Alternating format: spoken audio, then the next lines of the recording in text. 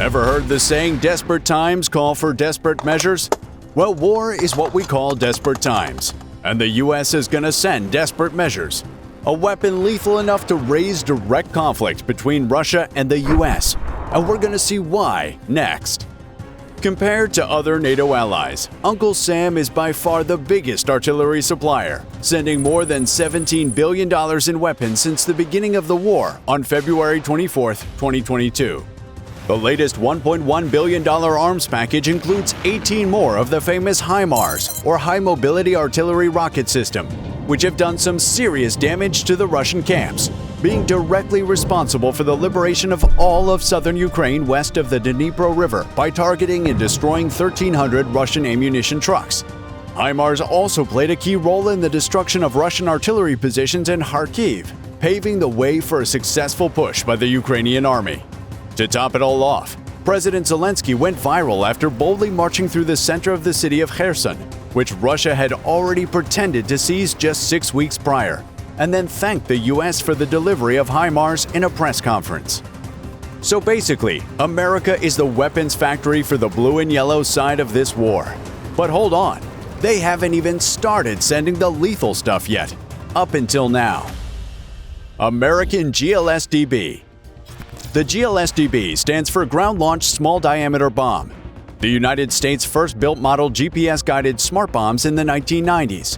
These were bombs that could direct themselves to a specific set of GPS coordinates thanks to the integration of steering fins and a GPS receiver. It was followed by the inclusion of pop-out wings in the 2000s, which extended the striking range of the bombs by allowing them to float toward their targets. A glide bomb always goes farther if it is dropped at a greater height. The Mk-81's gliding form, the GBU-39B small diameter bomb, may strike targets up to 40 miles away from the site of release. Groundbreaking at the time, but that's all outdated numbers. GlsDB was developed by a team from both aerospace companies Boeing and Saab in 2015.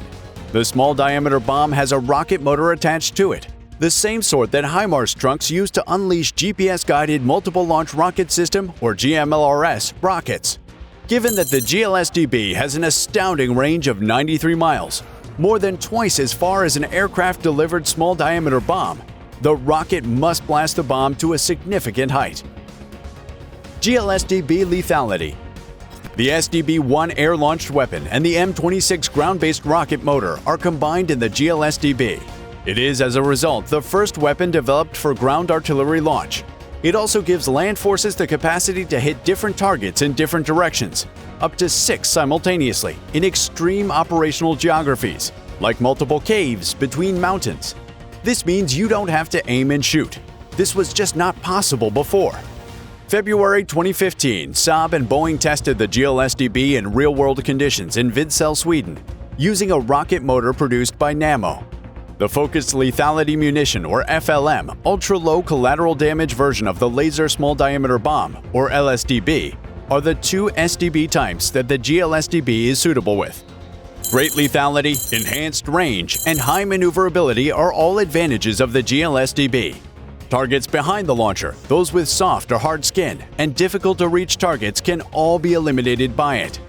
The GlsDB is 154 inches long, 9.5 inches wide, and weighs around 600 pounds. It is capable of reverse slope engagement, cave breaching, and terrain avoidance. The bomb may be fired from covert or secure rocket launch locations, attack targets in 360 degrees, and has a remarkable accuracy of 3 feet. The 285-pound small-diameter bomb has a wing spread of 63.3 inches when open and 7.5 inches when packed. It is 71 inches long, 7.75 inches high, and 7.5 inches broad. It has 4 tail fins and 2 folding wings. The bomb receives direction, navigation, and location information from the Inertial Navigation System, or INS, and Global Positioning System, or GPS. It can attack moving targets with little collateral damage in all kinds of weather, both during the day and at night. A GPS receiver with anti-jam functionality, selective availability, an anti-spoofing module, or SASM, and an Advanced Core Processor 2, or ACP2 module are also included in the navigation section. The ultra-low fragmentation carbon fiber case warhead on the GlsDB has 57.6 kilograms of explosive load that has been verified by insensitive munition. The conical steel nose is fitted into the warhead case assembly, which is also comprised of carbon fiber components. To provide deep penetration or precise proximity height of burst, the weapon has an integrated electronic safe or arm fuse system, ESAF, with two function settings, impact and delay. You hear that, China? Well, actually they did. Chinese MLRS. Beijing has tested a new weapon in its arsenal, a long-range multiple-launch rocket system. During the extraordinary display of force that Beijing has put on surrounding Taiwan in retribution for United States House Speaker Nancy Pelosi's visit to the self-governing island, the MLRS. The weapon was dubbed a game-changer by Lyle J. Goldstein, an associate professor of strategic studies and vice chairman of the Eurasia Studies Group at the U.S. Naval War College in Newport. With a range only equaled by its North Korean equivalent, the KN-25, it is one of the heaviest weapons in the world. The Type PCL-191 of China's Weishi series, which can launch both rockets and ballistic missiles, has a platform that can hold up to 8 370mm rockets with a range of 217 miles, significantly increasing Beijing's previous firing range and, in the opinion of experts, enhancing its precision strike capabilities. Two 750mm Fire Dragon 480 tactical ballistic missiles with 310-mile ranges could also be launched from it. In contrast, the U.S. HIMARS can carry 6 GPS-guided missiles that can be fired against distant targets up to 185 miles away.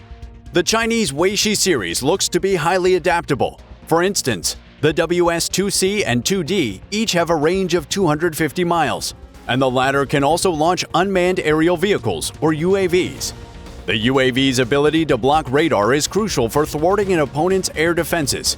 The warheads on the rockets can range from anti-personnel to dual-purpose armor-piercing, suggesting that China is not subject to the same legal restrictions as the United States. Duh! The reason we keep bringing up China is because the U.S. keeps being pressured by Kyiv to unleash its American-made hell of weapons to be used against Russia. But what the pro-Ukraine world keep forgetting is that Uncle Sam has to watch his back in case the Chinese dragon decides it's the right time to unleash his made-in-China hell on Washington, D.C. GlsDB for Ukraine. So, are we going to see GlsDBs in Ukraine anytime soon? Despite being innovative, GlsDB has so far been unable to draw in customers. The conflict in Ukraine, however, might be a perfect fit for the new weapon, and here's why. The Army was also considering permitting military contractors to make 155mm artillery rounds, which are presently solely produced at government sites, as a way to speed up production. That's why, as the West struggles to fulfill demand for more weapons, the Pentagon is evaluating a Boeing proposal to provide Ukraine with it, as it can be readily mounted on widely accessible rockets and would enable Kyiv to strike well behind Russian lines. The GlsDB long-range strike weapon combines two well-known and tested technologies into a new long-range strike weapon, making it the new favorite. The Pentagon would have to forgo cost discovery, a procedure that makes sure the Pentagon is obtaining the best bargain possible in order for manufacturing to start. If that takes place, GlsDBs may be flying into Russian areas by the spring of 2023. GlsDB would be the biggest game-changer since the introduction of HIMARS last June. Actually, statistics mentioned earlier show it's even bigger, because when compared to Ukraine's GPS-guided GMLRS rockets, GlsDB can reach targets more than twice as far away while carrying half as much destructive payload. Additionally, it is far more precise than GMLRS, with a striking range of 3 feet, as opposed to the 6 to 15 feet of the existing rocket. To wrap up, after the success of HIMARS, GlsDB is just another lucrative solution the weapon industry is proposing to help the NATO ally. But the flip side is that it might be too successful and even reach as far as Moscow with its long range and spot-on precision. This would definitely raise the direct heat between the two giant poles. This is a remarkable era in history we're witnessing live. No one knows what's going to happen in the next 30 minutes. The balance of power could change in a snap. Stay up to date with everything happening with these conflicts by subscribing to the channel and liking the video.